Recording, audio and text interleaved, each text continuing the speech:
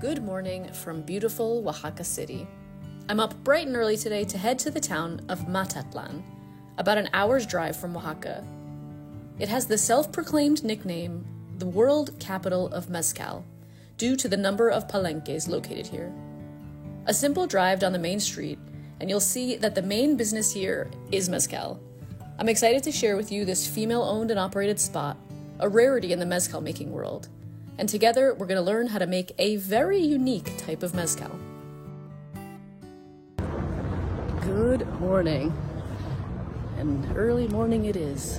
The sun's barely up, the moon's still up, but I'm off on a pretty exciting tour that's very emblematic of Oaxaca. I'm going to learn how they make a ceremonial mezcal that I learned about a little bit when I did my mezcal tour a couple of days ago. But this mezcal is unlike any that I've ever had or heard of before. Because during the distillation process, they put a chicken carcass in the piping so that when the alcohol drips down during the process of vaporization, it tastes a little like chicken, I guess. Gives it a really meaty flavor, but I mean, I don't know yet, so we'll find out when we get there. It's 7 a.m. on a Saturday morning, and the city is already kind of bustling. People are out jogging, everyone's out cleaning the streets and taking the garbage out. A lot of motorbikes. The light is so beautiful. The temperature is perfect. I have a shorts and a t-shirt on and this little light jacket. I'm already getting a little bit of a heat on. I won't blame the mezcal from last night either, so.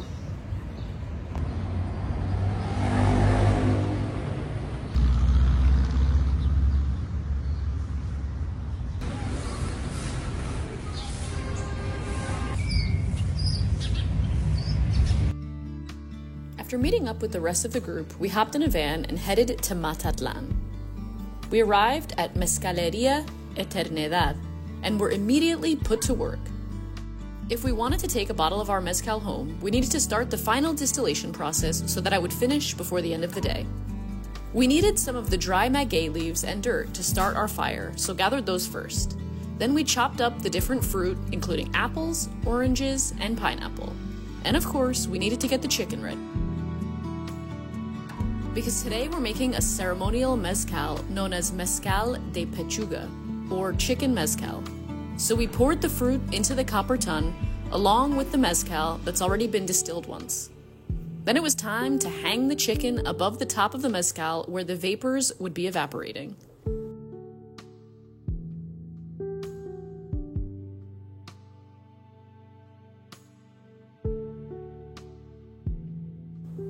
Then we collected some wood to add to the kindling so that the fire could be started.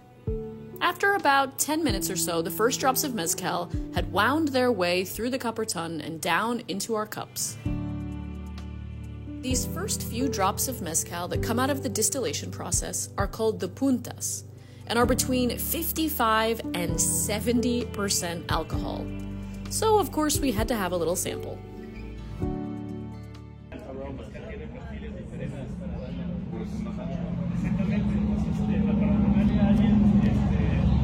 That's pretty good. That's really nice.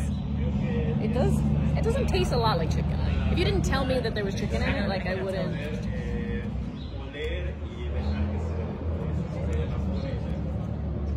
The first liter or so that comes out is called the puntas, and that is the highest alcohol level that comes out of the mezcal, the distillation. It's somewhere between 60 and 70% alcohol, so it's strong, but to be honest, it was pretty smooth. And you can definitely get the aroma, especially the aftertaste, kind of tastes like chicken. I'm going to be really interested to taste it when it finishes. They told us that even once it's done and we bring it home, you should leave it in the bottle for a month or two. And that's when you really want to drink it. You don't want to drink it as soon as it's been finished being made. So we'll have to reassess, come back to it in a couple of months, and I'll let you know. After tasting the puntas, we left the next part, called the cuerpo, to continue dripping while we headed out to explore the maguey fields and learn about the different types of agave used to make mezcal. Once we arrived at the fields, before we went out to explore, We went through a traditional cleansing with mezcal, which was given to us by the owner of the palenque. Bueno, para las limpias y le voy a soplar con el mezcal espadín. Y ahorita cuando yo sople, se quita los lentes y cierra los ojos. So when she's going to spit, you need to take out your sunglasses, and then you need to close also your eyes because you need to be careful. I like that idea.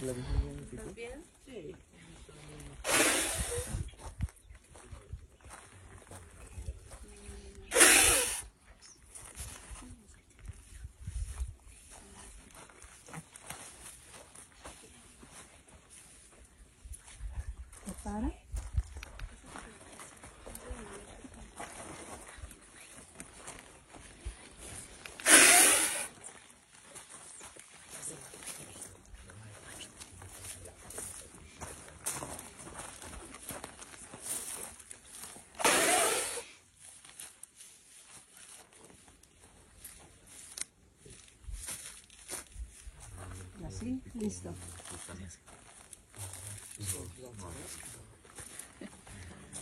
Officially cleansed, we walked around the fields to find these agave that had a stalk growing up through the middle. If this stalk isn't cut, it will begin to take the nutrients from the rest of the plant, and it will change the taste of the mezcal. So it needs to be cut, and we're gonna get the chance to eat it later. Nothing is wasted. On our way back, we got stuck in a little bit of a traffic jam, but eventually made it just in time for cocktail hour.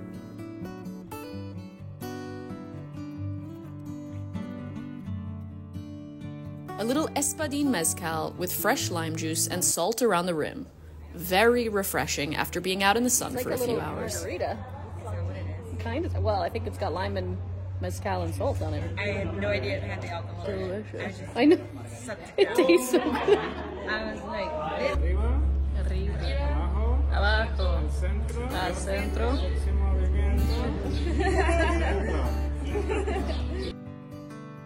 Then it was time for lunch. A little appetizer of avocado, cactus, onions, cilantro, and tomatoes with some chips.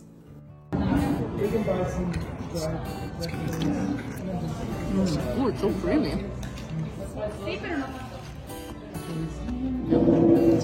Followed by a rich mole verde with organic chicken from a nearby farm, the same place where the chicken for the mezcal came from.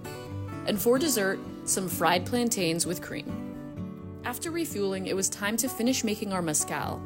There are 3 different stages of mezcal: the puntas that I mentioned about coming out first, the cuerpo that comes out second and has a little bit less alcohol, and finally the cola, which usually only has about 10% alcohol in it. To make mezcal roughly 38% alcohol, you need to mix these 3 parts of the distillation process to get the perfect balance. Then they're ready for bottling.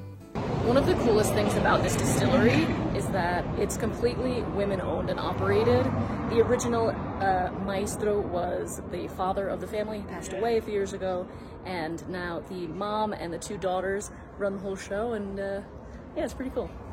An espadín, and we always start with an espadín because the espadín is going to be the most neutral flavor. So the espadín, whenever you're going to drink mezcal by yourself or in an mezcaleria, you have to start with an espadín. Why is that? Because the neutral flavors, and it's going to open your palate so you can taste the different notes of the other espadines or the other mezcals. We say in Oaxaca is little besos, pequeños besitos. And so you do just a little kiss, a little sip, and you play in your mouth with your mix it with your saliva, play in your palate, and that's gonna be opening your mouth, and you're gonna feel a little tanginess, but it's okay.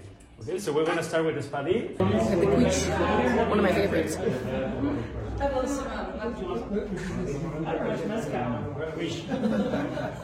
So nice. If I didn't have just a carry-on bag, I would have bought a bottle of their quiche. It was so tasty. Alas, I already had to figure out how I was going to get this enormous bottle of mezcal de pechuga home. I hope you enjoyed learning about mezcal with me. visiting this woman-owned, family-centered palenque in Matatlan. From start to finish, no more than 10 people have worked on their mezcal, which is an incredible stat. If you want to take this tour for yourself, I will link in the comments below for you to book it with the company Where Sidewalks End. This was such a memorable experience and one that I highly recommend on your next trip to Oaxaca. Thanks as always for watching, and I will see you next time.